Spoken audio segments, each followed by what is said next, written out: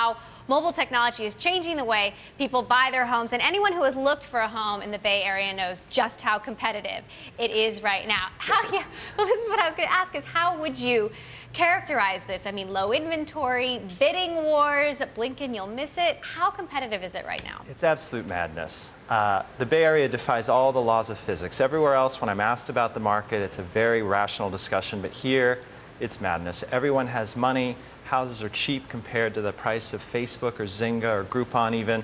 So it doesn't matter how much people have to pay, they're willing to pay it. Well, it's interesting because leading up to all of these tech IPOs that we saw over the last year, everybody thought the housing market was just going to go crazy. At the same time, Facebook's IPO has struggled, Zynga has flopped.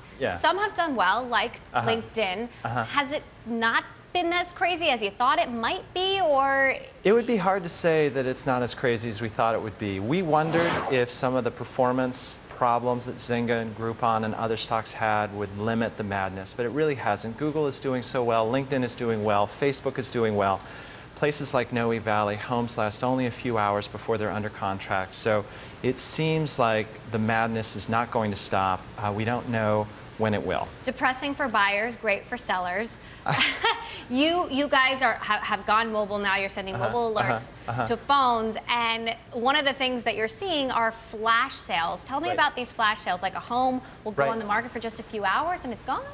Right. Well, during the last boom, 48 hours was a fast sale. Now 4 hours is a fast sale. So you have people who subscribe to these instant alerts, which come from Redfin and from other websites too, and then they can immediately act on them. With Redfin, they can push a button and say, I want to see it now. They get into the home 2 hours later and they have it under contract. So people feel this madness where they can't go to the bathroom, they can't go into a Costco, they can't go anywhere where they might not be able to respond to their cell phone because a home will sell so fast. And you've said there's nearly 1,300 flash sales in the Bay Area in the last 6 months. My question is, though, if sellers know they can get whatever they want, why take the flash offer? Why not wait it out, bid it up?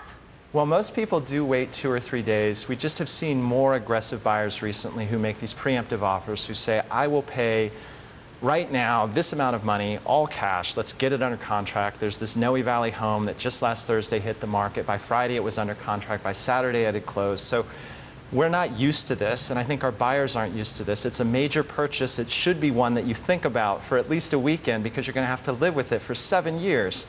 And people just have to make up their minds fast now. Right. The most expensive house ever sold in San Francisco recently sold to Trevor Traina, a longtime tech entrepreneur, bought it for $35 million. And by the way, that's $5 million more than it sold for about a year ago. I mean, really $5 million in a year? I mean, are we seeing also more of these just gigantic, unique purchases? Yes. So I would say 2 years ago, there was a boom, at least in the Bay Area, for these starter homes. People wanted to get into Mountain View or Palo Alto, and so they'd be willing to pay $900,000, $1 million. The entry-level price point in those areas is still very high, and everyone wanted to pay it. Now what we're seeing is that even the highest price points, there's significant demand. So if you have a unique property, you're usually told by your listing agent that it's going to be a fluky process. It might have a buyer in a week. It might have a buyer in 6 months. There's only once in a blue moon someone who's going to come along and really want to pay that much. Now it feels like everybody and his uncle has that kind of money, and so the high-end properties are starting to move faster too. So how many more all-cash offers or mostly cash offers are you seeing? Well, in certain neighborhoods, it's almost all that. So I would say in Noe Valley, the Mission, some of the hipper neighborhoods in San Francisco, definitely in Pacific Heights, where there's always been money. And then if you go down Mountain View, Palo Alto, Menlo Park, the norm is cash. More than half the offers that are accepted are all cash. So what does this mean for Redfin's business? I mean, if the housing market is going crazy, that must be good for you guys, right? It's good. We have to work harder to get a deal under contract because sometimes we've got 15 or 20 offers we're competing against. When we represent the seller, it's easy pickings. We put the house on the market Friday and we sell it on Saturday. Just in general, we're doing really well, and we should be. If we weren't, I'd be worried. And do you feel like mobile is the key to sort of winning that market? I feel like it's probably the most important aspect of it, just because people stand in front of the house, they want to be able to buy it. And what's really changing about real estate is the ability to fulfill the demand quickly is so important. People don't decide which real estate agent they want to work with, they slide.